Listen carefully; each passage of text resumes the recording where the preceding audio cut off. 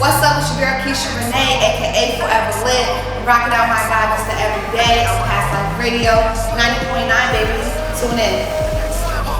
The next level, the next level, the next level, the next level. So what you trying to do, and who you really want to be? Everybody wants a shot to be the top in this industry. So what you trying to do, and who you really want to be? Everybody wants a shot to be the top in this industry. I follow me, never walk in another man's shoes. Fake we good when you know we ain't brothers. I set my goals, aim high. I'm shooting for the sky, and I'm never giving up or quitting. Keisha, say something. Please let them know you're here. Let them know you're here. Let them know she's in the building. What's up? She is here. I've had to do some extensive research in the last couple of weeks because when I have a guest, I don't like doing cold interviews. Right. And I try to explain to people the importance of, you giving information to someone who's going to interview you, and then in the professional aspect of when they're asking for information. It's like pulling teeth sometimes when I'm trying to get stuff from artists. Like, bio. I agree. It's not that hard. Like, this is 101. Like, you know what I mean? So I know you know what I'm dealing with because, we in the same field as far as that's concerned. So, it was just very refreshing to be able to have somebody of your professional caliber, you know what I mean, and your demeanor, you're elegant and beautiful, and it's just like you resonate motherliness and everything. So, I'm just very blessed, and I feel good. The energy's great. So, but I want to go right in because I have an audience that some people may know you, some people may not know you, but let's just start out like right at the beginning. Like, where are you from originally? I'm from Albany, New York. I was born and raised up in Colony though, so. Okay. Did the whole colony thing. You went to Colony High? Yes. Okay. And so let's start at the early beginning of Keisha Renee. What's the home life like? Like, is there a mother there? Is there a father there? Do you have the full spectrum? What's that like growing up for you? I grew up with my mother, my great grandmother. Rest in peace. That's my baby. Rest in peace. But yeah, it was just basically my mom. My dad is in my life, but he was never like the home dad. You feel me? He's more of a friend dad. Tough. But I have a huge family. I have tons of brothers and sisters. Okay. So I'm surrounded by people. Oh, I did not know you had. How many brothers and sisters? Let's just say my dad has 10 of us. Oh, there's a clan. Yes. There's a whole clan. There's 10 of us. Now, is Renee? Is that your stage name? Is that your whole name? Is that your? It's my middle name. That's Renee what I had a feeling. That's what I had a feeling. So that's good. So you come from a big family. Did you have a lot of kids in your household, or were you like your mom had one or two? Like, how many were physically in your house? My mom had 3. Okay. But like I said, she's from a family of 7. My dad's from a family of 7, and he's got 10 kids. But we're all mad close, so like the house was always filled with kids and animals. Like kids and animals. Always had some animals. Always bringing home something. So it's safe to say that you grew up with a lot of love. You know what I mean? And I could tell, like, it just resonates in your aura, and I could definitely see that. So, when you're now coming up, were you in sports and things like that? Did you play any sports when you're coming up? I partaked a little bit, but I was more just being outside. Like, I like, just being in the mix, I guess. Yeah. Like, parties and, once I got into high school, I started doing, like, the radio station. Yes. Well, not the radio station, but the morning announcements and stuff. So that kind of, like, lured me into, even then? Yeah, okay. Yeah, I did it my senior year. At your school? They let you do morning announcements? Yes. Oh, you was already lit. You were a ringer.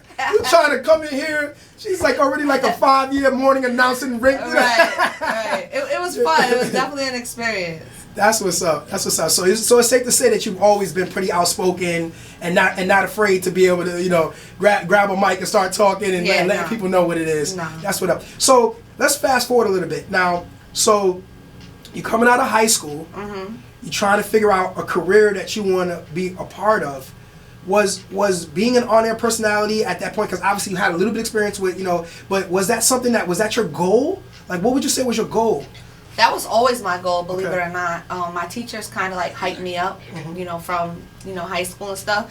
I just didn't have a clear direction as to like how to get from point A to point B. Right. You feel me? So I kind of had to figure it out. But like my teachers did introduce me to like the new school in like Hudson Valley. Staying local for like the first year or two, and then once I had been a transfer student to CW Post, that's when I met like so many more like-minded people. Wait, so when you left high school, you went to CW Post? No, so I left high school. I went to Hudson Valley and did the 2-year program. Yes. And I originally went to the new school for television at first. And then when it was time to intern, I didn't want to enter, like, Albany has like the connects or whatever, but the teachers didn't have the connects that I was looking for. Yes. So I kind of didn't want to just go to a news station, although, you know, looking back, I would have finessed whatever it was. But they only had connects at Albany Broadcasting, so I had did jams. Okay. And then I was like, you know what, I think I'm just going to go the radio route first. And then I didn't know you did jams first. Yeah, I went to Albany Broadcasting. I mean, it wasn't just me doing jams over there, promotions. I did Fly, you know, B106. Yeah, absolutely. That's how that goes. But then after that, after I graduated Hudson Valley, I had did the transfer student to CW Post. And I was there for like a year because then like tuition and stuff just didn't happen how I wanted to. CW Post in Long Island? Yes. Okay. And then I came back and went back to the new school for radio, and then I interned at Albany, at Town Square. When you did... Oh, so you went there twice. I went there So you went there with the joint program Hudson Valley, which I'm also a graduate of, so we are alumni. Yes. We are favorite alumni. And so you left, did TV, and it's funny because I remember the same situation when I was going there. I was thinking the TV route, but it wasn't as developed. Right. So they were like, well, why don't you start in radio and then you could segue into TV? You know, that's what they try to sell. Yes. I had great experiences at the new school, me too as well. But it was definitely like a learning thing. Yeah, for sure. So you came back, you went to CW Post, you came back to the new school. So now you have both the radio and television certifications under wraps, and what's your next move? After that, I kind of interned at Town Square. And, you know, when I was younger, like, I had got, like, a lot of things on my license and stuff. And, you know, when you first come into any type of field, especially entertainment, you start from the ground up. Yes. So part of the requirements for being in promotions was you had to have a clean driver's license. So I had to wait, like, a whole year and a half just for my license to clear. So I had to stay focused, drive right. So in the meantime, I started tapping into, like, the nightlife, like, bartending and stuff. You know, just staying in the mix because...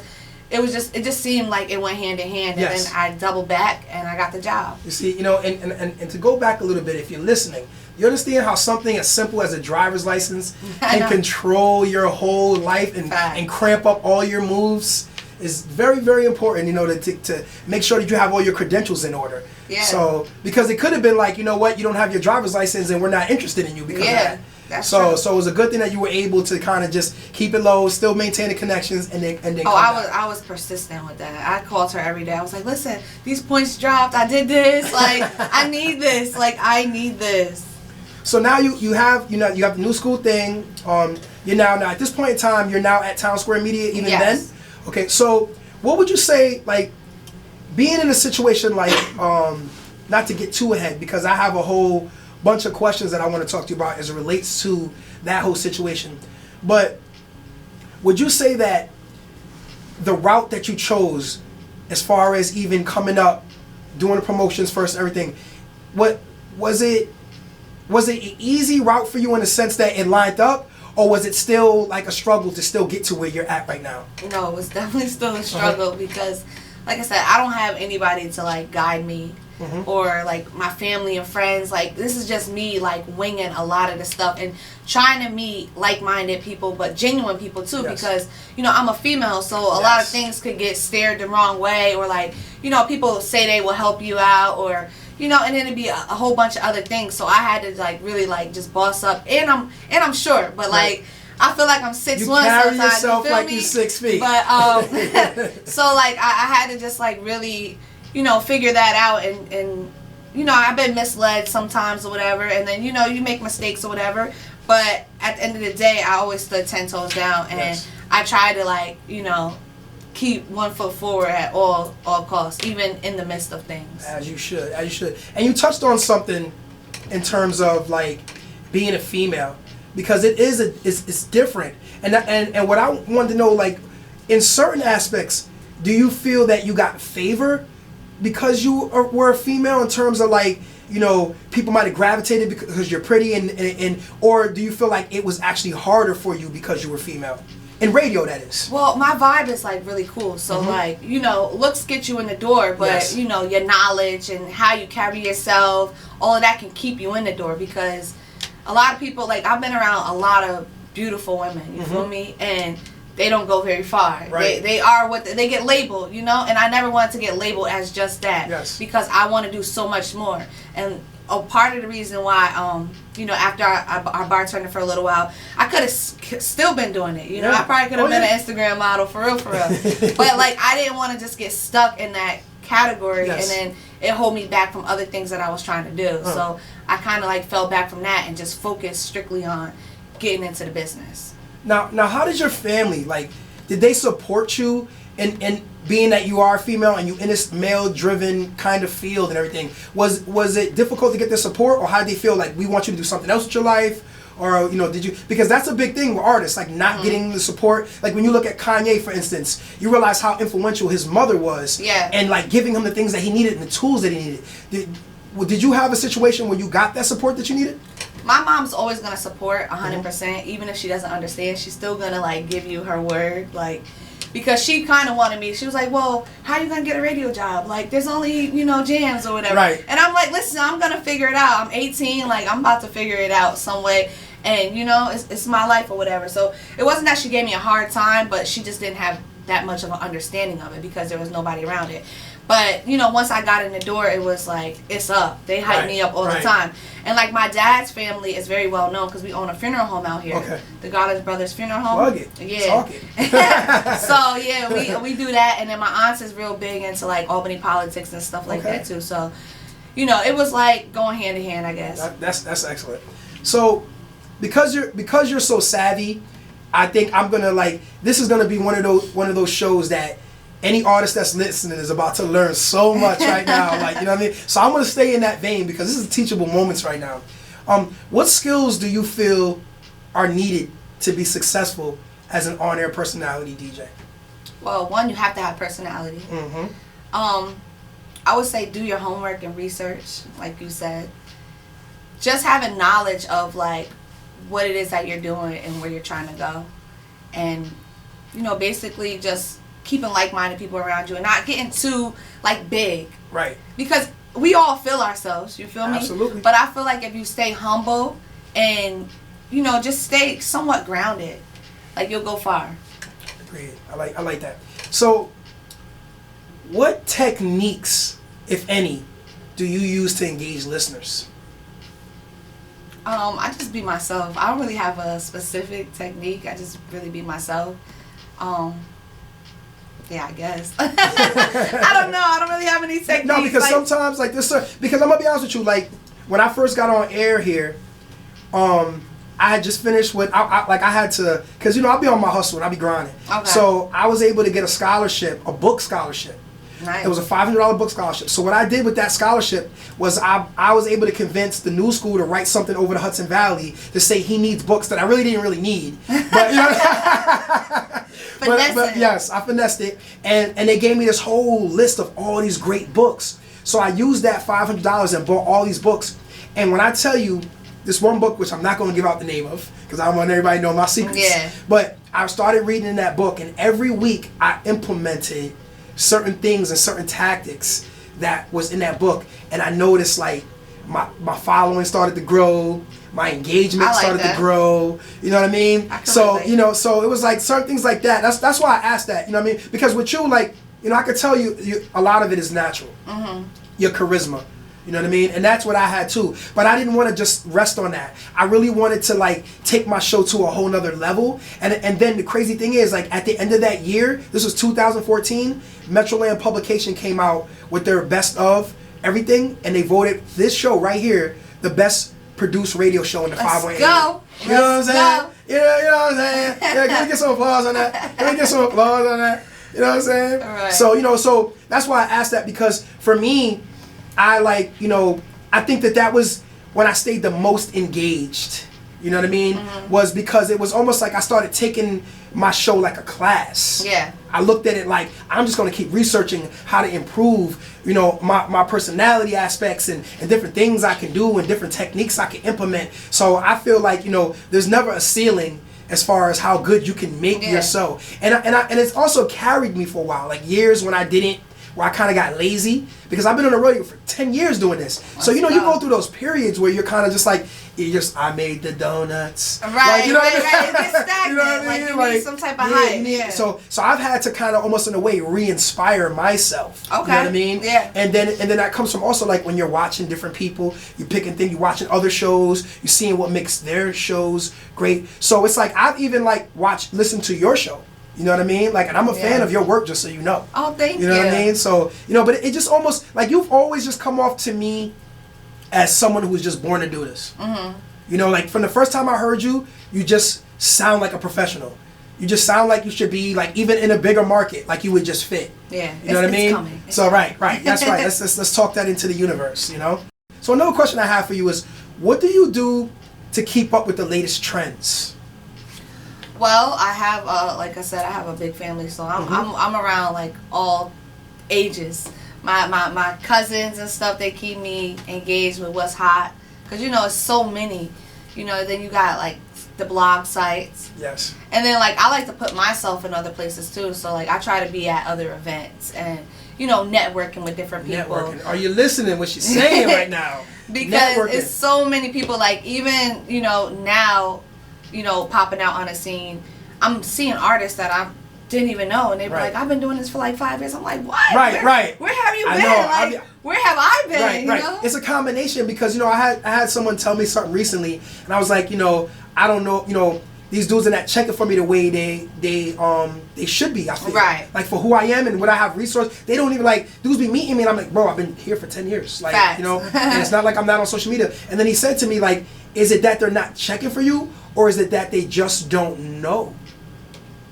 Yeah. Like, they probably don't know you're here. They probably are not tapped in. And so it's kind of like some of these dudes just be on the street. Yes. You know what I mean? And they don't understand. Or they're like, scared too. Or they're scared, or they might feel intimidated. Yes. Or it's just like I've you had know, that happen. it's like he's just doing his own thing. Like I ain't even gonna like I'll just stay down here, and it's like nah, bro. Like you can tap in. Or like, artists feel like you're supposed to just know them. Right. Like out of all the million of people that's here in Albany, New York, or doing music, I'm supposed to know every single body. Right. You know who I am. I got fired. Like, come on. Like, we can get an introduction. Right. So what I've really like trying to make more of a concerted effort is trying to engage and search and seek them out, because it was something that he gave me to think about. You know what I mean? Because at the end of the day, like you can almost start to be you're relevant, but continued relevancy is always something that you have to maintain. Yeah. And I learned that from reading LL Cool J's book, which is a really great read if you ever get a chance to read his first book. I gotta check it out. And but one of the things that you know he talked about was his how he's able to transition through all these years, because he always kept his ear to the street, and he always paid attention to other vibes and things like that. And so I think it's very important that you know you always have a kind of know what's going on, especially with the youth. Right. You know what I mean? Because otherwise they are the future. Like my partner, Shout Defiant, she always talks about like the people suffer from the old dog and the puppy pound syndrome. You know what I mean? Where you're like this old dog that you done had your day, and now you're mad at everybody. Yeah, you can't be that way. Like, why are you mad? Especially in this business. No, it's really what you want to do is make a bridge.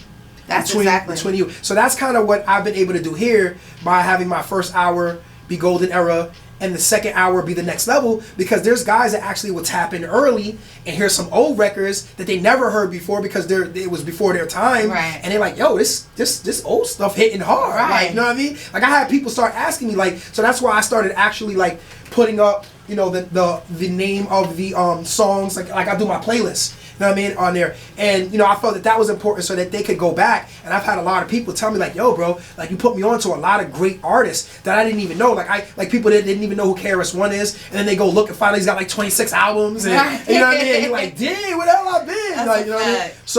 So you know, I think it's important for us to be that, you know, to be that bridge for both old and new. 80s baby? Yeah, something like that. Okay. Something like that. I'm a 90s baby, so Something I feel like like we're like the last of like the generation of like hard work and stuff, and then working smarter. You feel me? And like the technology changes and all of that, but we were still able to grasp not having cell phones, the computers, like being authentic. We knew life before the internet. Right. And that's something that today's youth doesn't understand, like the advantages that they have like even YouTube, like that's actually a television network. Yes. like, you know what I mean? Like if I literally had that, I can't even tell you how far I would have been already if I had YouTube, TikTok, Instagram, and it made the world smaller. It made you be able to connect to things and people that you would have never you had to actually call Europe to contact somebody in Europe. I remember when I first started, I forgot what service it was, when I started first being able to call out the country through some internet service, and you couldn't tell me nothing, right? Because I had connects out there, and I was just like, what? I could call them that. Yeah. So I mean, nowadays it's like Europe. That's just DMing someone, right? You know, you could FaceTime somebody who's in a whole country now, yeah, right this minute. So let's talk about get back to the fact that you are one of the hottest female hosts in the game out here in the 518. Yeah, I've hosted a few shows. Yeah, you be doing your thing. Now, kind of want to talk like what I was saying about male versus female. Do you feel like with the host game that being a female has been able to allow you to book more? Or was it solely just because I'm the radio personality, I'm Keisha Renee, or was it a combination of both? It was definitely a combination of both. And then on top of that, I'm from Albany, so I've been outside since I was a kid, so I know a lot of like the Albany, Schenectady, Detroit people already. So it always came like natural for them to just be like, yo, Keish, like, you know, I'm about to do this show, you trying to host, you know. So it definitely was a combination of both. And then, you know, me having the radio aspect, I could do a few things extra, you know, it boosts it up a little bit more. So yeah, you know, I did not know, like, until recently, well, not recently, but like within the last couple of years, that you were from the 518. You could not tell me that you wasn't from New York City transplant. Like, really? I thought old boy went and got you. Like, he recruited you out the farm league. Like, she's going pro. I'm signing her to the rookie contract right now because, like I said, it was like your swag and everything. I was like, Supreme stepped this game up. Like, he went and recruited somebody out of the bar. And then they were like, no, she's homegrown. I was like, what? They make them like that here? Yeah, facts. Like, you know what I mean? Definitely born raised. A la born. Heard it. So, as a host, what's one of the worst things you've experienced being a host? That could be many things, but one thing I guess it would just be like not being organized. You feel me? Yes. Like not just having things in order and it just not running a smooth show. Yeah, I guess it would be just basically that, because I've been to some, like I said, some pretty good shows, and even with it being unorganized and stuff like that, it's always good because like I try to make everybody have a good time regardless. You feel me? I don't like people just standing around. So like I try to like engage a lot with the audience. Like I'll even get off the stage and go around. And, like, you know, I'm always shouting people out on stage. You know what I'm saying? Because you never know. It could be somebody in there that you was looking for as far as like doing business with. Right. And now I'm shouting them out like, oh yeah, he's here. Let me go holler at him. You did that. You actually did that. It was what club was it out in Saratoga? The Putnam thing. It was when I think it was like either Jim Jones or one of them shows you was doing. Yeah. I think it was one of those. I want to say it was the Jim Jones show. And you was there and you shot like when me and P came in. Yeah. And it was like as soon as you said like the spotlight came on. So I was just like, yo P, we lit right now. Everybody like, yo, they you know, just trying to shout out my people. That's always something. Nah, that's what's up. So what would you say is like the best thing to ever come from you hosting? Just being able to connect with the people that like, all right, so the best thing would probably be for me to get booked more because they see like what I'm doing. Yes. And then I'm able to connect with the artists or whoever's like being there as being booked. So I'm able to network with them, and they're like, "Oh, Keish, like you're dope, da da da. You gotta come out here in New York, or you know." And then I always spin the block. Like I always like the industry's so small that you see the same people like over and over again. Yes. Like you don't realize it until you see them the second time. Right. And then when you see them the fifth time, you're like, "What?" Right. And now you can build like a genuine connection. Right. You know what I'm saying? So that, I try to like always like go at it. So whenever I'm hosting, I always have like a goal. Like, all right, let me see if it's like an artist that's being booked there, like. All right, let me like at least network with their manager. Right. You feel me? Somebody on their team, like. The consistency definitely builds that, because I like even for me, like when I made my name famous, Mr. Everyday, was actually out west. that I got popular first. Because I kept going to something called Magic, which was like every 6 months, it was a fashion convention out there. Okay. And I don't know if they're really doing it as much before, but back then it was like the industry standard. It was like everybody in the industry was in Vegas from like 2000 to like 2010. Everybody was out there, and Vegas was lit. So we used to be at the Magic convention, and it was like what you're saying. Like, it was like the first time I went out there, I kind of just got my feet wet. Yeah. Then the second time I went out there, I started kind of networking more. Then the third time I was out there, people started saying like, yo, that was the same dude that was out here. Next thing you know, like by 7, I'm with Snoop, I'm at the party, right, that's how I'm with everybody. Revolt. Like I was going to Revolt Fest, and every time, like the first time I went out there, it's like, all right, I'm getting my feet wet. Like you said, the second time it's like, oh, what's up? You're more like, comfortable now. The network starts to increase. So there is a consistency, and really that's a big thing. Like, if you're listening right now, try to attend as many seminars and conventions and media things as possible, because the networking is like priceless. It is so priceless, the amount of people you can meet, the information, the panels. Like, that's one thing about me, I didn't miss anything. I was at everything. Yeah, you know what I mean? My earlier days, right. You got to get out here, and the thing is, now it's not, the opportunities are not the same like that. Like, we don't even have those same lanes that we used to have. That's true. You know. So I'm going to talk about the radio situation, the commercial radio situation, because for a period of time you were actually off Hot 99. Yeah. Right. So how did that come about? Like, what was the cause of that? Like, because I didn't look at it like anything you did that would warrant them not having you on the show. Yeah. So what happened? So I was on radio for 5 years consistently. I did middays, 10 to 3, and then I was fill-ins, all that stuff. I even was assistant promotion director too for like a year over there. Tell it. Okay. But 2020 came around, the pandemic, and you know, in the industry and radio, there's always that, this is not it. There's always going to be budget cuts. There's always going to be switching around. So I always knew that there was always going to be a day when it comes, like whether I make that jump or I'm pushed to make that jump. And I started getting a little stagnant. I'm not even going to front. Where like I needed that push. Yes. I needed them to be like, all right, Keisha, you need to go. I seen the shift. I seen the shift afterwards. Yeah. So at the end of the day, like I said, 2020 rolled around. It was the same day that Cuomo announced that everybody was coming home from school, work, everything was shut down. So like when I went into the office, it wasn't that I got like fired or anything. It was just that it was a lack of work, is what they call it. Right. And I wasn't even sad when I did that, because I literally went around the office and told everybody like, yo, thanks for having me. I'll see you. I'll see you around. You know what I'm saying? I wasn't salty or anything like that. And because I couldn't be, because it was like, what is going on with this world? Like, what are we about to go in? We don't know what's about to happen. Like, is aliens about to come down? Like, I don't know. So I can't even worry about me right now. I need to worry about like what's next. Society. Right. And then after a while, I was just like, you just had to pivot. You know, I took that whole 2020 to pivot, rearrange, reorganize, and just now it's up. See, the beauty of speaking to someone like you that's so intelligent, you answer like 5 questions in one question. Because my next thing was going to be like, you know, what, if anything, has the pandemic changed in you? Like, you know, in terms of your grind and in terms of direction. Yeah. Like, you know, like, so now that you're now coming out of that, where do you see yourself, like, or let's stay in that moment. Let's stay in the pandemic moment. You know, you're in the pandemic now. You know, things are looking dry, but then like it's starting to loosen up. What did you change in your approach, or what did you say? Okay, maybe not this, but what else can I do? What was the next step for you then?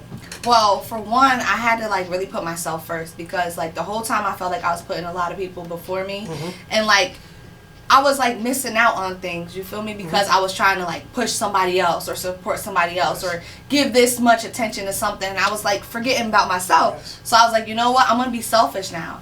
I'm gonna put myself first, you know? I'm gonna do everything that I'm gonna write some new goals down, and I'm gonna accomplish them. And you know, like I said before, like I went to Revolt, so I met this dude, Tony Abrahams. Shout outs to him. He's super dope. He was the CFO of Combs Enterprise. And he started this thing in 2020 where it was like a live stream music show. It's called Tweedle Music. And I was actually like one of the main people on the show. So it kind of like inspired me to just keep going too. Like gave me that extra motivation in a drought. And we had like a whole bunch of people on there. Like it was a ton of artists on there. This is Revolt you're talking about? Talking about the Revo? Yes. Well, he was the CFO of Combs Enterprise, but he did his own thing and started his own company called Tweedle Music. So you talked about like how you were seeing a lot of artists in the circle. What are some of the artists, celebrity wise, that you've been able to interview and interact with, and since you were on radio? Oh my gosh, a lot. Tell it. G Herbo, the baby before he was even where he was at. Like when he came out to the radio station, it was funny because, you know, they start off, they do all these radio runs. Yes. And like your program director usually gives you the ones that they don't want to do because right. they're not big yet. Yes. So he was like, oh, there's this artist called Baby Jesus at first. That was his name, Baby Jesus? Yeah, Baby Jesus. He had just changed his name to The Baby or whatever. Mm-hmm. And Good I was like, all right, whatever, like I'll right. stay. But mind you, we didn't even have Uber or anything at that time. So he got off the flight. We had to go pick him up in my car. Then he was doing your car. Yes. Then he was doing a show out in Schenectady somewhere. So I'm thinking like, you know, it's just a regular artist, right. local artist in his area yes. in North Carolina that's coming up. Right. He had the light show song, and I think Fab had jumped on it at the time. So we basically were just talking about that, and then like, it's crazy how he transitioned because he spoke a lot of the things into existence. Yeah, into existence. And then when he was at the show, I kept checking on him. I'm like, yo, you good? Like, you good? Like, right. you know what I'm saying? Knowing him now, he was more than good. He wasn't worried about nothing. He probably had it on him on the flight. He was like, are you good, Keish? Like, I'm good. You know, I just wanted to make sure he was good in my hometown. You feel me? Facts. But yeah, it was him. I did Jess Hilarious. She's a comedian. She's pretty dope, funny. Sweetie. You know, all these people before they came to where they at. Like, before Jess Hilarious was on Wild 'N Out, you know. Before Sweetie, she only had the, what's it called? 10 Toes Like. Oh, 10 yeah. Like, she only had that song out. So it's like, when they only have that one song out, you don't know if it's going to flop. Right. If they're going to be able to, you know, elevate or not. But, yeah, I interviewed a ton of artists. Like, I can't even sit here and think right. That's what's up. So, you now have your own brand as well. Mm-hmm. Right, and what's the name? What's the name of your brand? Forever Lit. Forever Lit. Now is this the thing that you do with the paint sip? Well, I have my own commercial unit too, or whatever. Okay. So I do like paint and sips, pop-up shops. Now let's talk about the paint and sip thing, because that's kind of like a new thing. Like what for people that don't know what that is, talk to me about that. What you do with that? Basically, I work with my girl Spice. Shout out to her. She's a fantastic artist. We throw these, you know, paint and sips. We provide food and endless wines, and we just have a good time. Sometimes we have a DJ there, and we just, you know, go in there and vibe and paint. Yeah. Now you're actually literally in there painting. What are y'all painting? All types of stuff. We come up with the ideas, and that's it. And that was kind of like one of the things that came about from the pandemic. I feel like because I started kind of seeing that pop up because you were able to kind of like, you could be spaced out. Yeah. You know what I mean? And everybody can have their space, and you had the 6 feet, you could keep the 6 feet. And then I saw people like going online with their paint and sips. And then I started seeing like nude paint and sips. And I was just like, oh, they go. Oh, I'm doing one this Saturday. You doing a nude paint and sip? Yes, a nude paint and sip, 5 to 10. Like what kind of nudity? Is it male nudity or female? No, it's female. Oh, female nudity. Because female is more inviting. Art. You know, it's more art. Let's just call it what it is. Yes. Female's body is art. We can't have a no, I was about to say, like, that sounds intriguing, and I was just because then it will only be pertaining to a certain audience. Yes, it would limit your audience, absolutely. Yes. But the one thing about women is there's no stigmatism for women to appreciate women and men to appreciate them. Obviously, we appreciate you. Absolutely. So you're smart. You're smart. Yeah. You're a smart one. But we do a whole bunch of things there, and basically, I just wanted my own spot to do whatever. Like, I'm gonna start doing some other dope things. Now talk about it. Tell me about the game. What's the name of everything? Like what we on here? Let people know where they can find you with that. Yeah, foreverlitstudios.com. Mm-hmm. You can check it out. It has a whole bunch of stuff. It even has like my radio stuff too. Like you can inquire about like doing commercials and stuff, because although I know we didn't even touch on it, but yeah, like although I'm not an employee of Town Square anymore, I'm still a third party affiliate. So like I still get busy over there. You'll still hear me on the radio as like if I'm still there. Right. But yeah, I'm getting paid to do that. So you're able to do that and still maintain that connection and still do your show. No, so you can still plug artists and everything. Yep. Because you're Saturdays 12 to 1. Yep. I thought so. Yeah. Because you come on after me actually. Yes. So I'm 10 to 12 and then you come on 12 to 1. That's lit. That's lit. So I like being a third party more than an employee. Yeah, because you're a boss. Yeah. You know what I mean? And that's the thing. You can do more things. Right. And that's important. Like being able to be independent, control your brand, all those things, and it actually makes you pretty valuable. You know what I'm saying? Bossing up. You know what? We got. You know, can we put some applause on that? We need some applause on that. We really gotta do that. You know what I mean?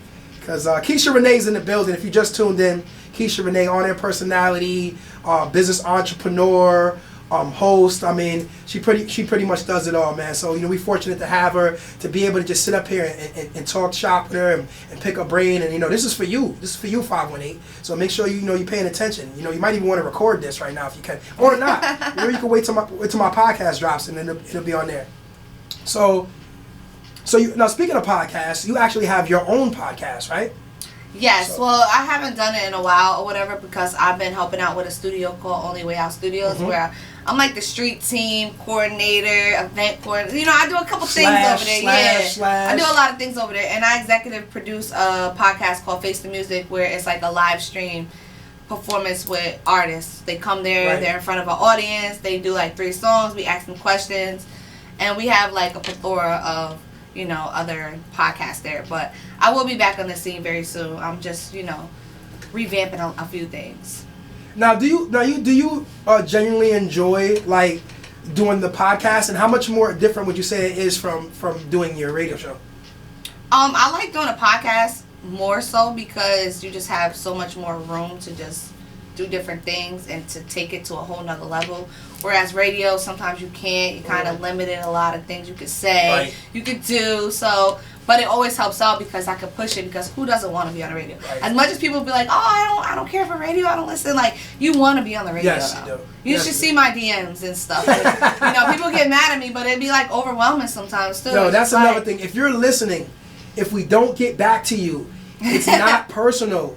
Is a long line of DMs, and then sometimes like you start a conversation with somebody, you communicate with them, and then the next thing you know, 50 DMs later, you forgot like this or that, and it's not personal. It's just the volume. Like, we deal with a greater amount of volume of people constantly. So you have to be. And we have our own lives. Right, and we have our own lives. So there's such a thing as, you know, follow up on your end, follow through, and persistence, but without being rude and without having the chip on your shoulder like you're getting blown off. I prefer emails over DMs. Yes. You heard that? Email her.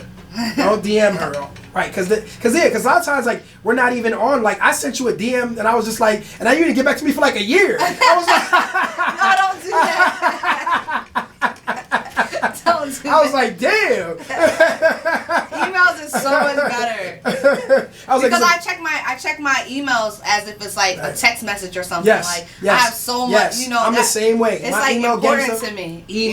Email me. Absolutely, it's more professional. Yeah, it's more professional. But I was like, thank God I could see her in real life. Shoot, if I was waiting for that DM, sheesh, I can only imagine. Sheesh. DM game must be crazy. No, but I know what it's like, because I mean, between I have a lot of female friends that have like their social media, and dudes be like aggressive, and then it'd be like I know this one girl, she had like 150 pending friend requests and DM, and it's just like, she's like, I get anxiety over this. And then it's like, if you don't respond to them, or like you leave, or you're just busy, or you're something going on, then it's like they get belligerent, and it's just like, and I was like, damn, that's really a thing, huh? And then like she showed me some of the stuff, and I was just like, you know what? I'll never look at, you know what I mean? Like, I have the utmost empathy for you. You and because DMs and like Facebook Messenger stuff, like you could like a picture and now you're at the top of my DMs. You know what I'm saying? So if I'm posting something or you're reposting it, it's all being like filtered down. So it's like, I don't even see all of that. I'm not gonna be scrolling up all. You know, I might do a quick little scroll here and there. Yeah, no, they don't understand. And then we're on multiple platforms, so it's not like we're just getting contacted on this platform. We're getting contacted on this platform. And let's not forget we got cell phones. Right. You know that people are literally like that know us are contacted. Right. So yeah, no, I understand. Like, I understand that game like intensely. So I want to talk about interviews. Do you always have you always had good instincts to know when you need to like cut an interview or segue from someone in an interview? Like, in other words, like when the interview was going bad, like how long did it take you to start to realize like you have to take control of your interviews? Let me see. I can't really say I've ever had like a terrible interview, because me, I kind of play the interview out in my head, and I'm only going to give you the time of day if I think, you know, we have something that we can connect with. Otherwise, I'm just going to leave you on red, or I'll pass you to somebody else or whatever. Like, oh, I can't, but, you know, check out so-and-so, whatever. Like, they can. It'll be better for their platform or whatever. And, like, when I do my interviews, like you said, do your research, your homework and stuff, I kind of, like, have it in, like, an order or whatever. Yeah, I was going to ask you, like, what's your process? Yeah, like, I have it in, like, an order, and, like, I fake think what they're going to say. Like, you know? Like, all right, he's going to say this, so that's going to lead into that, you know? But, like, and then I'll have, like, a few, like, a couple questions that's just throwaway that, like, all right, this is going to get wrapped up after I say these ones. You feel me? So, Yes. Now, with all these artists that you are constantly in contact with, are you managing someone currently? No. Now, is that a conscious decision not to manage someone? Because I'm quite sure people have probably said, "Will you manage me?" So here's the thing with management, right? It's a lot. You know, it's time consuming. Like, they're like your baby at the end of the day, and it's very costly. Thank you. Tell it. You're speaking my truth right now. No, for real. Like, I've seen it. You know, I've seen people that actually manage artists, and, you know, it'd be artists that don't really have, like, you're building them up from nothing to something. Thank you. And you're putting a lot of your time and energy and effort into it, and it could be a lot. Yeah. And then sometimes you get them somewhere, and then they just dub you. Yeah. Or they think that now that they're finally getting paid, because it's somewhere over here, that they don't have to pay you. Right. Like, what you do realize that I would have liked to have gotten paid for the last 5 years of all the hard work, sweat, and connections I've given you. Yep. So they forget where they came from, basically. And I've seen a lot of artists do that to good people that I've seen that bent over backwards for them. You feel me? And then they just kind of left them, or just got too big and be like, oh, I don't need them. Oh, da-da-da. Talk about everything I didn't do for you, but you're not mentioning the things that I've done for you. Right. You feel because me? we'd be here for about a month. It wouldn't take a day. So I don't know. There is some artists out there that I would like to lend a helping hand to, and, like, you know, probably partner with them in some way, but I don't know if I would fully manage an artist, just because of all of that and what I've seen. You know, I'm gonna be honest with you. Like, I get asked to manage artists literally daily. I bet. And you know, I'm very selective. Like, first of all, I already have a team of artists that I've been, you know, mentoring, and really, like what you said, it's really like, it's like a marriage. It's like they're your children. It's like they're your baby brother. Like, you know what I mean? And, you know, it's a very time consuming. So I'm at the point now where I'm more into doing management consulting. Yes, I like that. You know, like, bring me in to help facilitate, and then I can go back to what I was doing. Yes, I'm down for that. Right, I'm down for that. And you're not over here, like, you know, every aspect of everything, because, you know, you almost become like a therapist too. Yes. You know, and it's very draining. It's very draining. So you have to pick and choose, like, is this person really worth all my time? So I like to work with artists that are gonna make moves despite me, whether I'm doing. I want to be able to enhance your situation. Artists get lazy too, and it's just like, bro, like, I'm out here doing this, that, and the third. What are you doing? Yeah. What are you doing? You're just sitting waiting for me to give something to you. Thank you. Like, you're not active. You're not never or like they'll be in a room, and, like, they'll be just stuck. Right. Like, all right, you're not going to go network. You're not going to go put yourself out there. Like, be a personality. Or they just think that being an artist means they just act flamboyant and cool. Yes, like, and just sit here like, yeah. They haven't been around real artists. No, because the best artists are personable. They're meeting and greeting constantly. They're making people want to, like, yo, who that kid? That kid's a cool kid. I seen this clip with Beyonce, and she literally walked into the room and said hello to every single body in that room. Like, personally.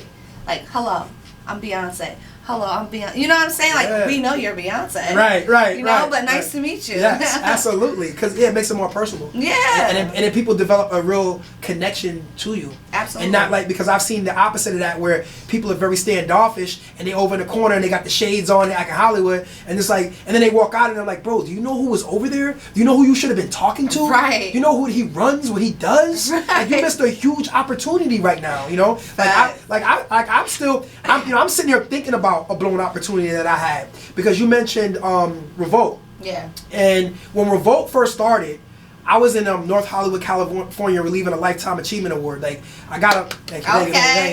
Yes, yeah, we could put a couple of claps on that. Yes, let's get it.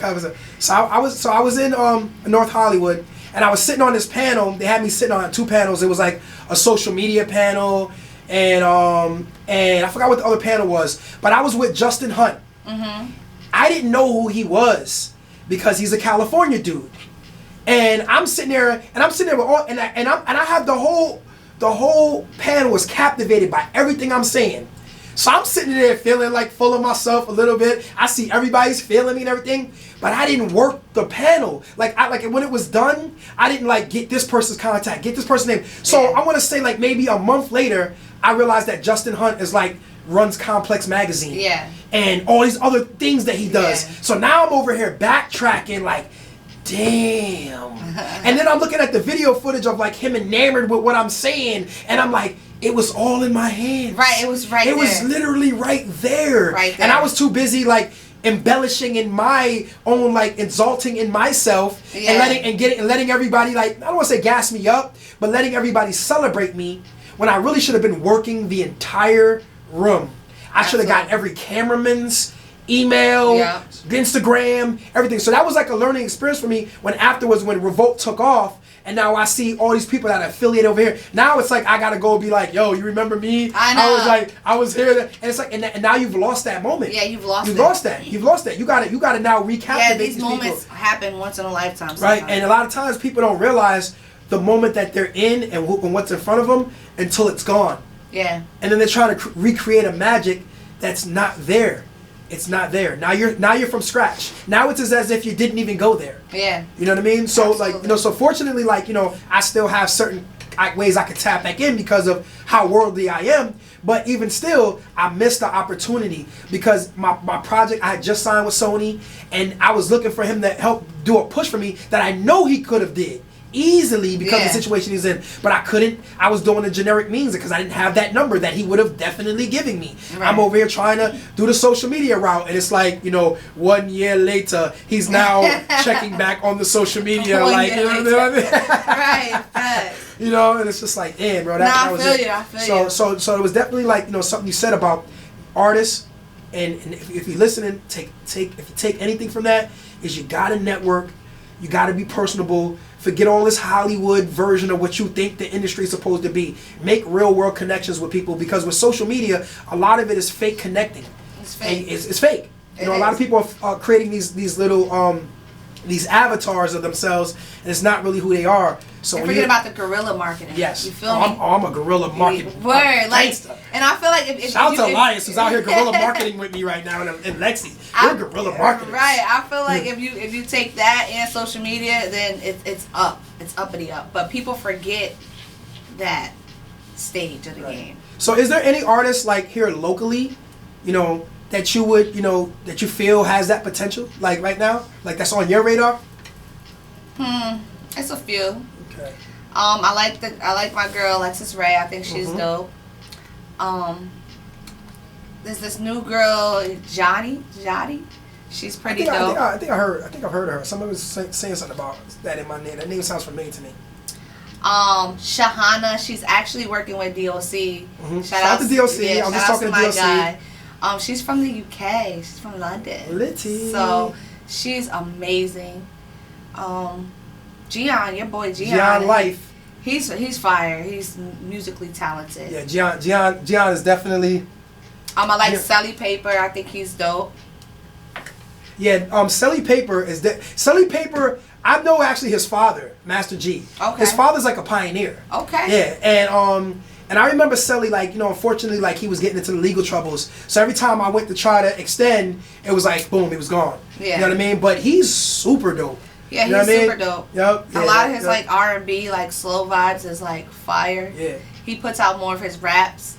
But I wonder where he even gets it, because I mean, obviously, like his father being, but I never I wouldn't expect it, because he's in the streets a little something too, and I'm like, I know he's not getting all that from those guys. Yeah, he's like an old soul to me, like Selly's amazing. I gotta have Selly on my Block Giants. You definitely should. Yeah, I gotta. I'm glad we actually had this conversation, Keisha. Yeah, I think he definitely will pull up too.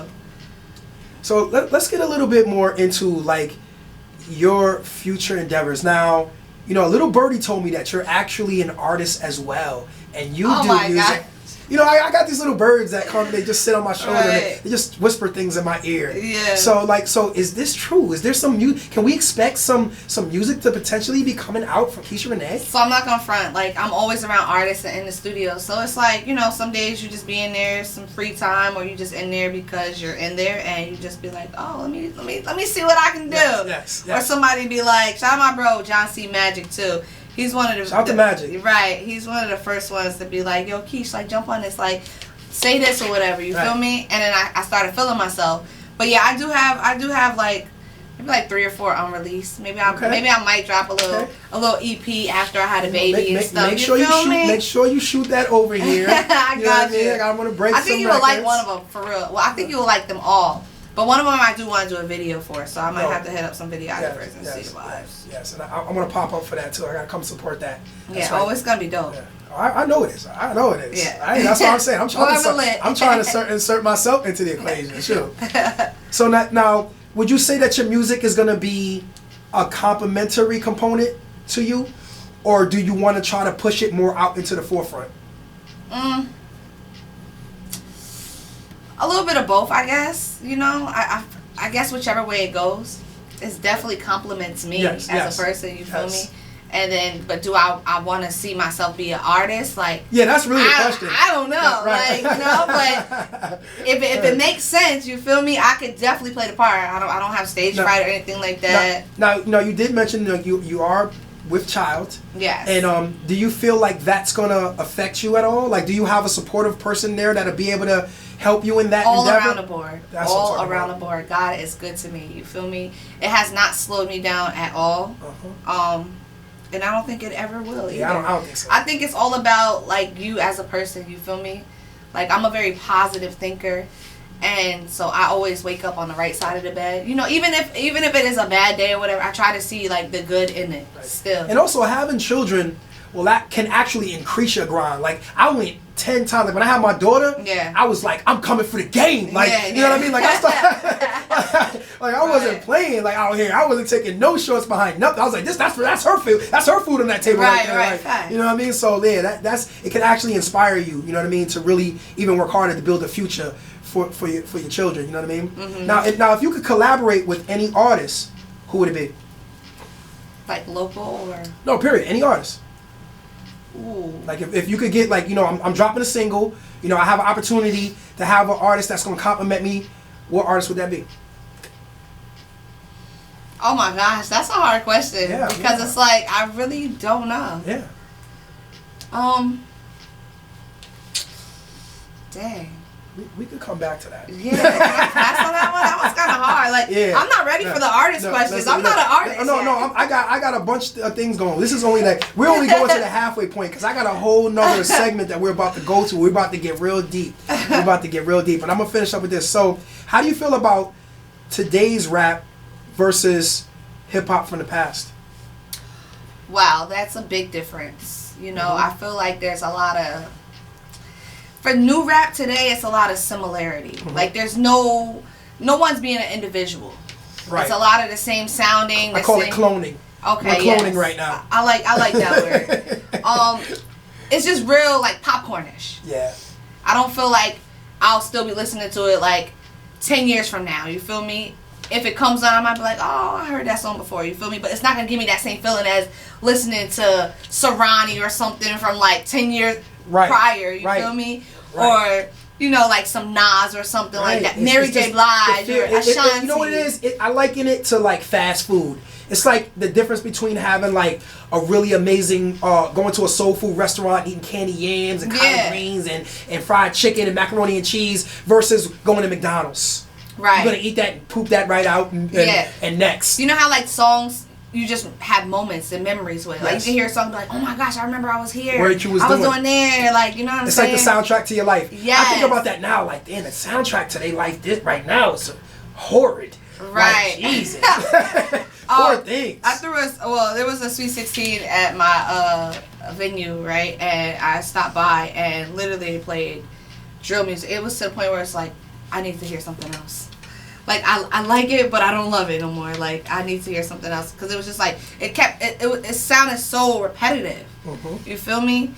But I think I mean, you can't really front on the new school. Yes. But you can't forget the old school. Right. But I feel like it's just a lot of the same. Now, if you could change anything about the industry, what would it be? Just keep it a buck with people, like Right. for real. Like tell them what it is before they even get into it. And it's a lot of smoke and mirrors. So, who inspires Keisha Renee? Oh, I have a lot of people. Of course, Angie and Angela, as far as like radio goes and stuff. I like Issa Rae. I think she's an amazing person. I love listening to her talk. A lot of people like Charlemagne. Like my own aunts and them, they inspire me because they've done so much too in the community out here. I have friends that might not be in this industry, but shout out to my homeboy, my best friend Omar McGill. He is Schenectady County legislator. I've heard it. I helped him run a winning campaign. So, wow. Yes, I was. That's big. That's big. Hold on, we gotta get some claps going for that. That's big. Shout out to Keisha Renee, helping political campaigns and conventions right now. When I get ready to run for a politician, I'm gonna have to holler at you. Oh yeah, now I'm tapped in because I got some people hitting me up and want me to help them out this coming run or whatever. Absolutely. But it is a lot, and you learn a lot about politics. Yeah. And I'm happy I was the social media director because I don't think I could be in the forefront running. Right. At least not that. At least I would need some like prepping because it's a lot of things where you just want to call it out and call it what it is, but you can't because there's levels to it. You feel me? Absolutely. Absolutely. You know that. Right. So, but yeah, I have friends that motivate me and inspire me just off of what they do. You know, they set goals and stuff, and I see them accomplishing it, and it's just like that's why I believe in leveling people up. Right. Because it's like we pulling each other up. Like I see, like shout out to P Gutter. P Gutter is like my business partner. Oh, I like P Gutter. Like, yeah, he's amazing. We both like Virgos born like a week apart from each other's type thing, and he's got a dope story too. Oh yeah. I started his rollouts. I started all his rollouts. Yeah. And I'm part of his management team as well. You know what I mean? And we own Big Clothing together and everything like that. So we do a lot of things, but we kind of piggyback each other like that. 1 week he's in a paper. Next week I'm in a magazine. Next week he's in this. And then sometimes we just keep So yeah, that's good when you can find somebody that constantly keeps raising the bar for you. So it's like we create new bars for each other. You know what I mean? And it's really great. And it's good to look for that type of thing, to seek out people like that are going to constantly keep you inspired and keep you with your passion. Because once you lose your passion for this and your drive for this, that's half the battle. Yeah. Because you can overcome any L you take just behind your drive. That's a fact. You know what I mean? So yeah, no, that's real talk right there. So how would you define success? Well, success comes in many forms, you feel me? And I think there's really no true definition or true answer to it because it's about a feeling for you yourself. Yes. Like my success might look different than yours. Your success might be you want $20 million, 10 houses, you know what I'm saying? And mine could be I just want to be comfortable in being able to do what it is that I want to do every day and, be around good people and energy. Heard it. And you know what I'm saying? Like, just be in a peace of mind. Like, success is a peace of mind. Like, part of that is, you feel me? So I think it's success is peace of mind. Right. That is so powerful. I love that. No, for real. I just think it's your own definition, and I don't really have like a set stone definition because you're doing a good job defining it. I just want to be comfortable. You feel me? And not content, but comfortable. I want to be able to just wake up every day and love what I'm doing. And be around good people. You feel me? I don't like the negative stuff. Yes. Miss me with all of that. Yes, keep the vibes. What can you do today that you weren't capable of doing maybe 5 years ago? Just really putting myself out there. Sometimes I was hesitant a lot about the moves that I wanted to make, or I listened to the people in my ear that, just wasn't. Like, they were there for me, but they had their own insecurities too. You feel me? And it was kind of like they project the insecurities on you. And because I'm new to the game and I'm new to like making moves and stuff, I kind of like leaned on that. Right. So I kind of like hesitant about jumping, making moves myself. So yeah, it's like they plant seeds of doubt in you, and then they manifest and bloom, and then now you start questioning yourself. Yeah. So like that's why it's important to protect your energy. Yeah, facts. That's another thing. Like, the pandemic taught me too, like to just go back on that real quick, was just like, I had to like think like, dang, like I could have been doing that, I should have been doing that, like why didn't I, like, you know? But it's just like, absolutely. You know, God has his own ways, you feel me? So if you had to teach something, what would it be? To better yourself. Put yourself first, you know, like don't be scared. Right. In your opinion, what's the difference between living and existing? Well, existing, we're existing right now, right? You know, but to live is to like go through the trials and tribulations, you know, see the good and the bad, and just, you know, take the L's and level up, and just keep going. You kind of answering my next question too, because I was going to ask you if you had a chance to get a message across to a large group of people, what would it be? Don't stop. Mm-hmm. Keep going. Chase your dreams. Like if it works, like me, I have to write a lot of my stuff down. Like not only keep it in my head, but I have to physically see it. So I physically have to look at it and be like, this is what I'm going to accomplish. I don't know how I'm going to do it, but I'm going to make little baby steps. You feel me? And we got to get there. I got a good question for you as a soon-to-be mother. If you could instill one piece of advice into your newborn baby's mind, what would that be? Oh. Dang, I mean, I feel like I would tell him what I just said, basically. Like, better yourself, chase your dreams, don't be scared, you know? Like, you could take an L, but like you say, you can get back up from it. Absolutely. What do you think is the most desirable trait that a person can possess? Confidence. You feel me? Mm-hmm. Courage. But confidence for sure, because a lack of confidence can hold you back from a lot of things. Especially if you're so, like, you could be the smartest person in the room, you feel me? And like you could miss up on opportunities because you shy away from it. You let other people take that light. When really you should have that light on you. Mm-hmm. What is the one thing that you would like to change about yourself? Or is there anything that you would change? Maybe I could be a little bit taller. But no, I mean, I think God made me how he made me. Great things come in small packages. Right. I think how I was put on this earth is how I am, you feel me? Mm-hmm. I just gotta grind harder, go harder, go home. What would you say for Keisha Renee has been one of the most defining moments in your life thus far?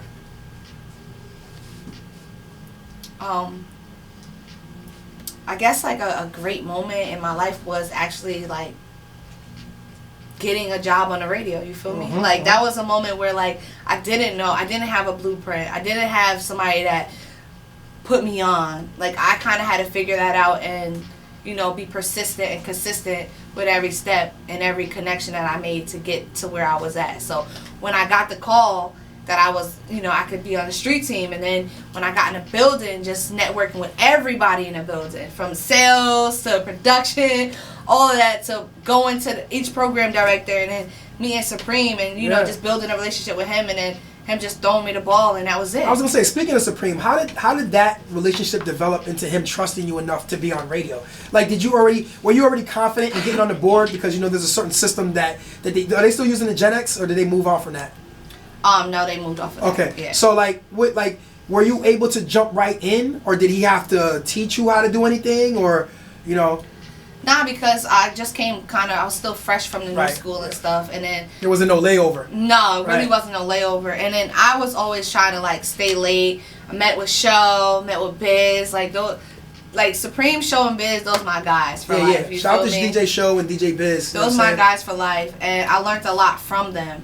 But basically, I just kind of was like in there with Supreme, and I was just like, listen, this is what I want to do, but I know there's no opening right now, but let's figure something out or whatever. Figure it out. You know, so let's try to figure it out kind of quick. Right. Well, no, in 6 months I was on air.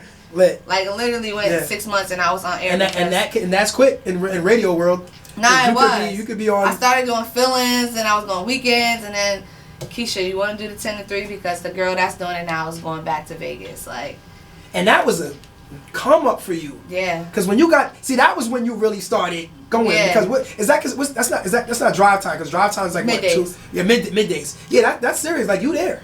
I know, it was crazy. Like, and then like hearing people be like, "Oh, I heard you." I'm like, "Oh my god," because like, you know, when you're in here, You're either in the room with the people that you're in the room with, yes. or you're talking to the screen and the mic by yourself, but you don't know how many people's listening to you. And I think that it's good that you don't. Right. I think that too, you know? Because I remember, like, I'm not going to lie, when I first, and I had already been in radio, I want to say 5 years before I came up here, but coming here, I had to lay, it was a break between times, and then I remember, like, being nervous. Yeah. Like, my hands shaking when I'm trying to, and I remember, like, that first, and I got over it quick, but I also remember, like, other DJs, like, here, when they would come, and they would be like, they would be like, crack, their voice would be cracking, and they'd be and they would try to talk, and I'm like, damn, bro, you alright? Like, so my radio voice definitely changed, you know, I kind of, like, mellowed it out, because I was just so, like, hype. It was like, no, you're not at a concert, Keisha. Relax. That's the way a lot of people think that radio's supposed to be. Right. They don't know, like, the conversational flow is really what it is. Just, it's always you. When I listen to my old stuff, I'm like, oh my God, you let me on air like that? You let me out here? I was doing this for how long? How you have me out here like that? Right. That's crazy. But yeah, now you've definitely come a long way. Definitely come a long way. So, how would you deal with someone who's in a position of power that you believe wants you to fail? That's constantly in your, like, in a work environment, like the radio environment. How would you deal with somebody, you know, that's in power, but you could see that they want you to fail? Well, I guess I don't think I've ever been in a specific situation like that.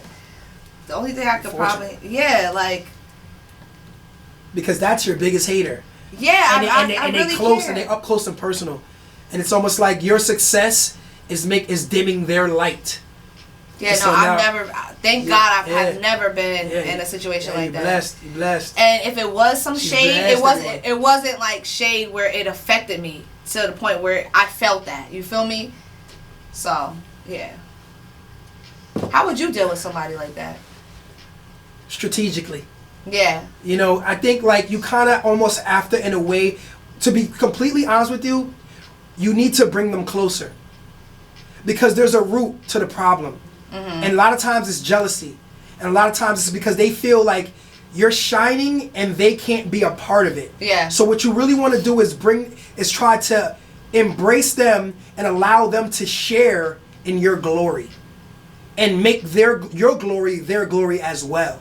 Because a lot of times they just feel like an outcast, even though they're in a position, and you're like, how? Because you're the boss, or how? Because it's it's just like they're just innately a hater. So you really want to get to the root of them and try to engage them, like, almost in a way, kill them with kindness. Yeah. The meaner they are to you, the nicer you be to them. Maybe I have been in a situation like that, but and didn't even realize it. Yeah, I was just so naive to the fact, because, like I said, like, it didn't affect me in a way where it stopped. It did my life. I've had a lot of opportunities taken from me because of that. Because of the silent hater. Those are the worst ones. I'd rather know you have a problem with me than be to be loud. around you. Make noise. And then it's like you don't even like me, and you're contacting people trying to sabotage me. So it's like, yeah, you want to kind of almost seek out your enemy and bring them closer to you. Mm-hmm. You know what I mean? Because they will try to sabotage you, and they will try to keep you away from your goals, because they see that you're going to make it there sooner than them. Yeah. So you have to really pay attention to the landscape around you. That's a big thing. I appreciate you asking me that question, though. Yeah. Reversing that, because that was that teachable moment that we need for who's listening right now. Here's one. Here's a heavy one. If you could ask any one person, dead or alive, only one question, who would you ask, and what would you ask? Oh my gosh. Dead or alive?